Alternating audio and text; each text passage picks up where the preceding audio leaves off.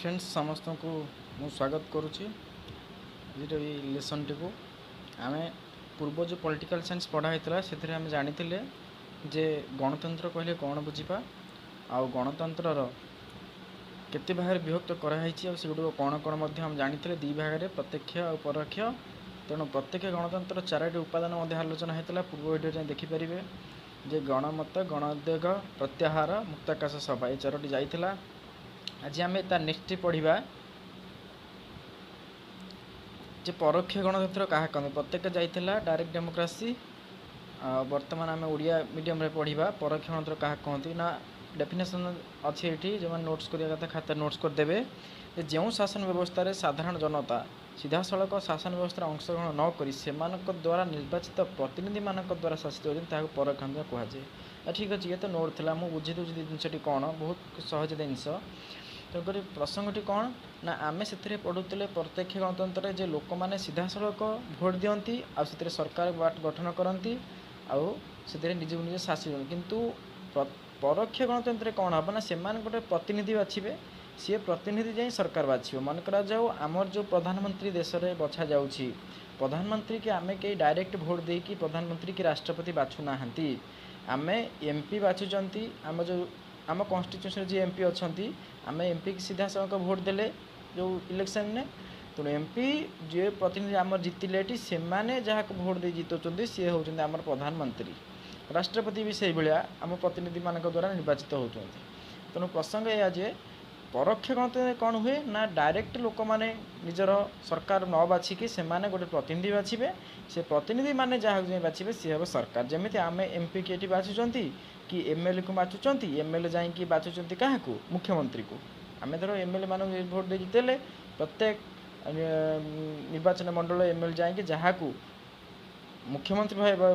निर्वाचित करेंगे सी आमको शासन करेंगे तेणु आम डायरेक्ट मुख्यमंत्री बाछि पारना आमर प्रतिनिधि बा एमएलए मान द्वारा मुख्यमंत्री बाछुंट से ही भाया आमर जो अच्छी प्रधानमंत्री से प्रधानमंत्री मंत्री आम एमपी बाछुंट समस्त एमपी भारत वर्ष एमपी मैंने जाकि जहाँ बाछुंट सी हूँ आम प्रधानमंत्री तेणुक परोक्ष गणतंत्र कौन ना लोक मैंने सीधा सड़क सरकार रे अंशग्रहण करें ना सरकार बाछे से इनडायरेक्टली प्रतिनिधि मान द्वारा सरकार बाछे सेटा कहुए परोक्ष गणतंत्र तेणु परोक्ष गणतंत्र आ गोटे कथा आसूजे परोक्ष गणतंत्र कौन कहुए ना प्रतिनिधिमूलक गणतंत्र माने ए सीधा सड़क लोक मैंने सरकार न बाछुवर गोटे प्रतिनिधि मध्यम आमर जो एमएलए रही सी बाछुन जाकि आम मुख्यमंत्री को तेणु आम एमएलए आम प्रतिनिधि किंतु आमर जो एमपी रही सी बाछुन जाकि प्रधानमंत्री तेणु आमर प्रतिनिधि हेले एमपी तेणुक प्रतिनिधि गोटे रोक रिप्रेजेंटेटिव जन रोक the indirect democracy is also called representative democracy माने परोक्ष गणतंत्र को प्रतिनिधि गणतंत्र बोली कहुए। तेणु मुझे आशा करुँच परोक्ष गणतंत्र बुझीपारे जो न बुझीपारे कमेंट बॉक्स में कमेंट करूँ आउ थे भी यहाँ नोट्स पढ़ु निश्चिंत बुझीपारे तापर गोटे बहुत बड़ा गणतंत्र लक्षण गुड़िक जोटा अच्छी से बहुत इम्पोर्टाट क्वेश्चन टे गणतंत्र लक्षण जोटा अच्छी से बहुत इम्पोर्टाट क्वेश्चन टे तेणु सहीटा को आम आज डिस्कसन करवा जे गणतंत्र लक्षण कौन मुझे अलरेडी कही गणतंत्र क्या कहती पूर्व विषय देखीदे जे गणतंत्र क्या कहती ना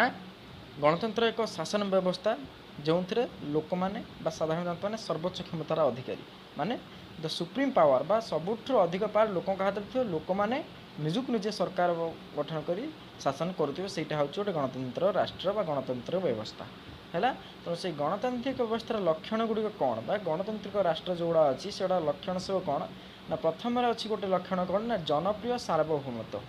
आर अर्थ कौन जनप्रिय माने पपुलार सोवेरेनिटी जनप्रिय सार्वभौमत्व अर्थात जो गणतंत्र राष्ट्र अच्छी ए लोक मानू सबुठ अधिक गुरुत्व दिखाई अर्थात जे गणतंत्रटार जो गणतंत्र शासन व्यवस्था अच्छी से लोक मैंने होती सबुठ बड़ बा सबुठ मुख्य बा सबुठ क्षमतावादी अर्थात लोक मैंने जदि गणतंत्र राष्ट्र में स्ट्रंग रे अधिक पावरफुल रे ताले गणतांत्रिक राष्ट्र तिष्ठि रही पार केमी लोक मैंने मुख्य से दिन भी कहूली से गोटे कथा धर आम गणे प्रतिनिधि गोटे सरकार बाछी निर्वाचित मध्यम गोटे प्रतिनिधि को बाछी आम सरपंच हो कि वार्ड मेंबर हो जदि से माने किछि उन्नतिमूलक कार्य न कले कि कौन कार्य कला बेले किसी भूल कले कार्य आम प्रशंसा कला कि आईन विरुद्ध कार्य कले तेबे आमे विरुद्ध अनास्था प्रस्ताव आनी बाहर करिपरिबा उक्त पदवी। तेणुक जेहेतु अनास्था प्रस्ताव माध्यम उक्त पदवी बाहर कर क्षमता केवल लोक हाथ में थाए ताने लोक मैंने सर्वोच्च क्षमतार अधिकारी। जनप्रिय सार्वभौमत्व means peoples are supreme power in this ruling system. ये रूलिंग सिस्टम रे लोक मानकर क्षमता परिसर सर्वोच्च और लोक मैंने सबुठ अधिक क्षमतार हकदार। तेणुक गणतंत्र मुख्य लक्षण कौन ना जनप्रिय सार्वभौमत्व अर्थात लोक सार्वभौमत्व मीन्स पावर बा क्षमता को ये गणतंत्र राष्ट्र अधिक भाव गुरुत्व दि जाइए जे लोक मान पावर सबुठ अधिक नेता मंत्री जी भी हूँ ना कहीं सबू लोक मान क्षमता अधिक कहीं ना लोक मान द्वारा ही से आज निर्वाचित होती प्रतिनिधि भाव सरकार होती लोक मैंने जब भी चाहिए से सरकार रू ओहरी जापारे ओहरे जाए आनीपारे अनास्था प्रस्ताव द्वारा। तो ये गला प्रथम पॉइंट जनप्रिय सार्वभौमत्व। तेबे एबे आसुन द्वितीय पॉइंट को समानता अर्थात गणतंत्र राष्ट्र गोटे बेसिक जिनस हूँ समानता अर्थात जाति धर्म वर्ण निर्विशेष समस्ते सामान से जेकोसी धर्म हो जेकोसी जाति हो जेकोसी रंग हो जेकोसी लिंग हो तेणुक सबू को आधार करें समस्ते सामान अर्थात कहीं कौ आधार रे विभाजित हो पारे ना। ये हूँ गणतंत्र राष्ट्र। तेणु गणतंत्र राष्ट्र में समस्त को सामान गुरुत्व दि जाए समस्त को सामान सुविधा सुजोग दि जाए केमिति ना मन करा जाऊ जड़े लोक अच्छी सी धर धनी लोकटे मनकर सी बहुत धनी प्रबल टंका ताने सी मर्डर करदे कौन ता विरुद्ध में केस हेनी ना केस जो दफा अच्छी विरुद्ध लगे ना जड़े गरीब जब मर्डर करदे ता विरुद्ध लगे एमती हे कि केवे हो पारे ना कहीं ना गणतंत्र राष्ट्र समस्त समान से नेता हो मंत्री हो से कोटिपति हो कि से फकीर हो कि गरीब हो आईन समस्त सामान प्रत्येक क्षेत्र गणतंत्र प्रत्येक क्षेत्र समस्त सामान अर्थात जिते धनी हो जिते कोटिपति वाला हो जिते रिच मैन हो सबू आगरे सी समस्ते सामान अर्थात कहीं काठू बड़ नुहति गणतंत्र राष्ट्र में सबू व्यक्ति को समान आधार रे देखा जाए। ये हूँ मौलिक समानता अर्थात जाति धर्म वर्ण निर्विशेष ऑल आर इक्वाल। तापर तृतीय नंबर पॉइंट आउे राजनैतिक स्वतंत्रता अर्थात जे गणतंत्र राष्ट्र जो सी लोक मान गोटे राजनैतिक स्वतंत्रता बा पॉलिटिकली लिबर्टी देइछ अर्थात लोक माने मो कहवा कथा स्वतंत्रता कौन ना लोक मैंने निजे निजे जड़े प्रतिनिधि हो पारे मनकर मोर इच्छा हे मु कहि मु एमपी इलेक्शन छिड़ा हेबी कि एमपी इलेक्शन स्टांड करी लड़ेबी ठिया हो पारि किसी असुविधा नहीं। तेणुक मु कहि मु भोट देवी दिए पार 18 वर्ष हो गले जड़े भारतीय नागरिक भोट देव। तो ये हूँ राजनीतिक स्वतंत्र अर्थात राजनीतिर प्रति क्षेत्र में तुमको स्पेशलाइजेसन स्वतंत्रता प्रदान कराई हकदार तुम राजनीति क्षेत्र अंशग्रहण कर हकदार तुम चाहिए एमपी ठिया पार एमएलए ठिया पार सरपंच ठिया सरपंच ठिया वार्ड मेंबर ठिया जहाँ तुम इच्छा हो तुम माने अर्थात राजनीतिर प्रति कार्य तुम अंशग्रहण कर तुम कहीं अटकई पारे ना कि कहीं तुमको ये अधिकार छड़े नहीं पारिबा तुमको ये गणतांत्रिक राष्ट्र ये अधिकार देइछे राजनीतिक स्वतंत्रता अर्थात प्रत्येक नागरिक देशर प्रत्येक नागरिक राजनीतिक सुविधा सुजोग पाइबा को हकदार और राजनीतिक अधिकार पाइबा हकदार अर्थात प्रत्येक राजनीतिक कार्य से अंशग्रहण करने ताकू क्षमता प्रदान करा जाइछि जोटा को राजनीतिक स्वतंत्रता बोली मध्य कहा जाए। तो नेक्स्ट 4 नंबर पॉइंट है संख्या गरिष्ठता नियम अर्थात गणतंत्र राष्ट्र सबुठ बड़ कथा मेजोरिटी रूल अर्थात जहाँ पाखे भोट अधिक सी गढ़ सरकार यही आधार सरकार गठन है जोटा कहते संख्या गरिष्ठता नियम अर्थात मनकर दुईटी पॉलिटिकल पार्टी राजनीतिक दल इलेक्शन लड़ुंट जहाँ कतिर लोक मान समर्थन जनसमर्थन अधिक रही जो दल पाखे लोक मान समर्थन अधिक रही लोक मैंने चाहूे भोट अधिक थी से दलटी कौन कर सरकार गढ़ बा देशर शासन व्यवस्था अंशग्रहण कर। तो ये हूँ संख्या गरिष्ठ नियम मेजोरिटी रूल बुझीपारे। तापर आसला सहनशीलता टॉलरेंस माने गणतांत्रिक राष्ट्र में सहनशीलता देखा मिले। अच्छा सहनशीलता कौन मन करा जो कहते क्या दुईटा पॉलिटिकल पार्टी भितर लड़ाई है जहाँ क्षेत्र लोक समर्थन जहाँ सांगे लोक समर्थन अधिक रे गढ़ सरकार। तो मो कहता धर दुईटा दल आसिले ए बी पॉलिटिकल पार्टी ए पाखर मन कर लोक समर्थन अधिक रहा बी पाखे कम रहा ताने ए गढ़ कौन सरकार किंतु बी विरोध दल में कहीं ना जेहेतु सरकार गढ़ी पारा ना तलू रहा सरकार तले अधिक आसन पाई तेणुक ए हे सरकारी दल बी हे विरोधी दल ता माने नुह जे सरकार दल को सबू फोकस करा सरकार दल सबू सुविधा सुजोग दिज्व विरोधी दल को पचरा ना एमती हो पारे ना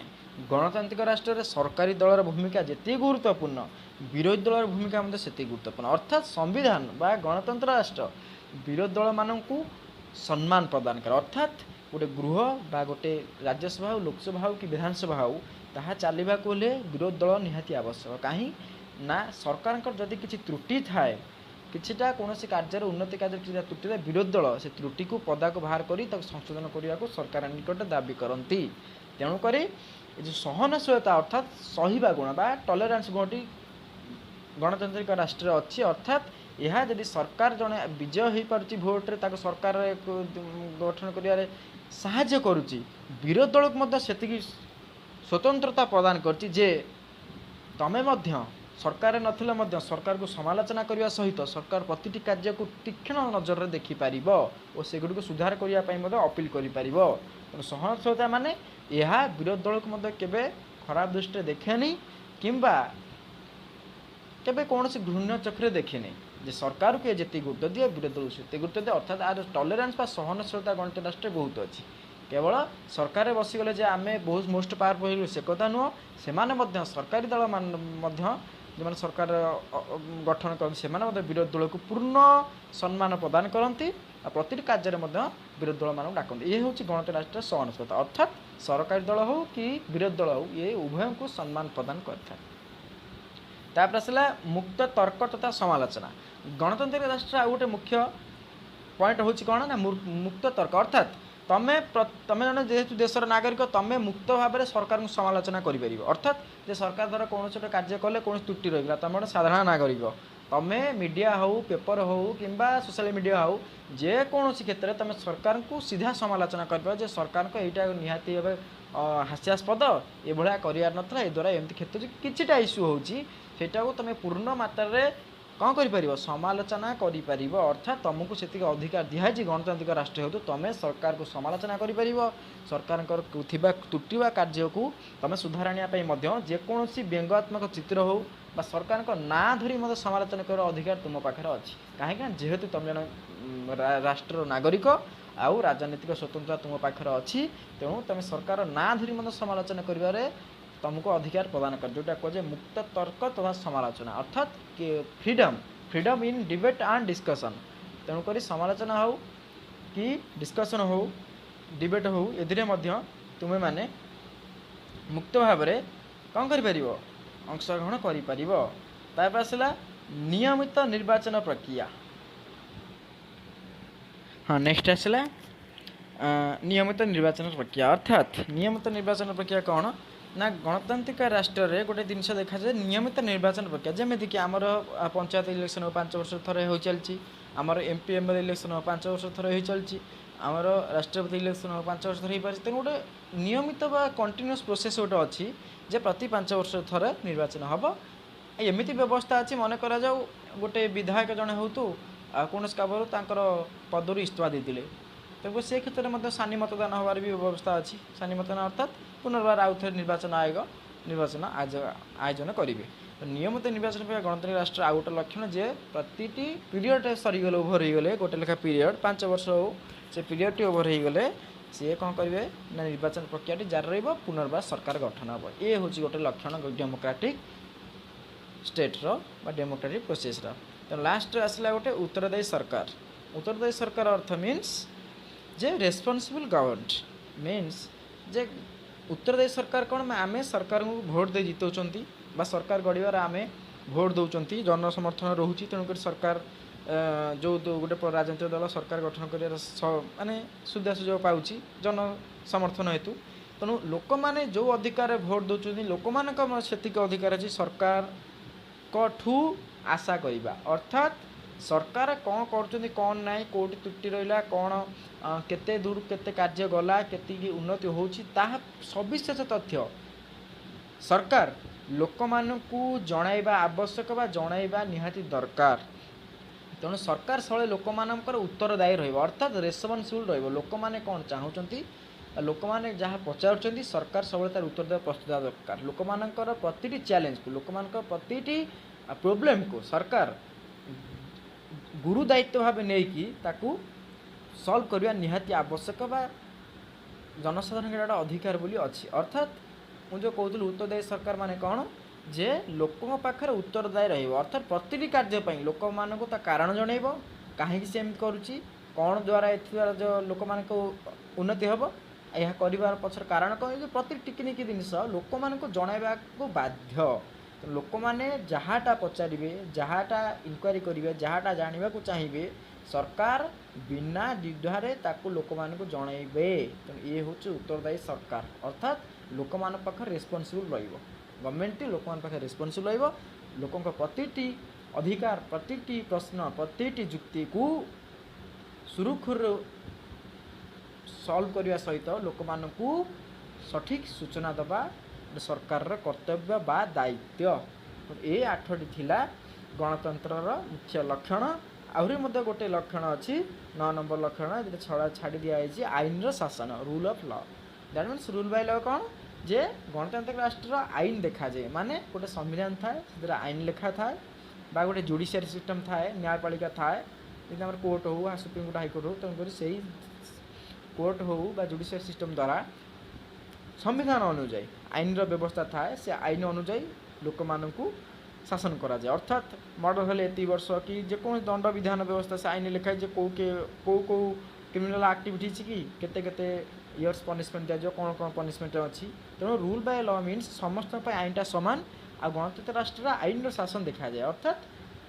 जहाँटा क्रिमिनल एक्टिविटीज हो से आईन अच्छी बा लॉ अच्छी अकॉर्डिंग टू लॉ जहाँटा लॉ कह जहाँटा नियम कह से अनुसार कार्यानुष्ठान नि। तेणु यही लॉटा को सब गणतंत्र राष्ट्र मुख्य भाव मानि नहीं था सरकार हूँ जनता हूँ समस्ते संविधान में नियम को समस्ते मानि चली था जी संविधान नियम को उल्लंघन कर आईन अच्छी से आईन माध्यम दृढ़ कार्यानुष्ठान तापर नि। तेणुक ये गोटे गणतांत्रिक राष्ट्रीय अंश जे आईन शासन। तेणु ये 9टी है मुख्य लक्षण गुड़िक गणतांत्रिक राष्ट्र। तेणु ये तो थिला परोक्ष गणतंत्र एवं गणतंत्र लक्षण। गणतंत्र लक्षणटा गोटे लंग क्वेश्चन हो पार। तेणुक मुहूर्तटा को गोटे समय अभाव सर्ट्रे बुझेदेली सर्ट्रे तो कहना बहुत कथा कहली जहाँटा कहली से बुझी लिखले निहत गोटे लंग क्वेश्चन हो। तेणुक ये गुड़ा पॉइंट गुड़ा बुझंतु आ पाखरे थिबा जो बही अच्छी टेक्स्ट बुक आप पाखरे ताकू पढ़ंतु यही पॉइंट गुड़ा पढ़ंतु निश्चिंत बुझीपर घरे भल पढ़ापढ़ी प्रैक्टिस करंतु निश्चिंत भल मार्क से कौन कन्फ्यूजन हूँ ना सब पढ़ापढ़ी करते। बर्तमान तो लॉकडाउन चली तेणु कुआड़ जीवार नहीं घरे आराम से बस पाठ पढ़ंतु जहाँटा पढ़ा निजे भी पढ़ंतु आ समस्त भी पढ़ाई शेयर करंतु। धन्यवाद।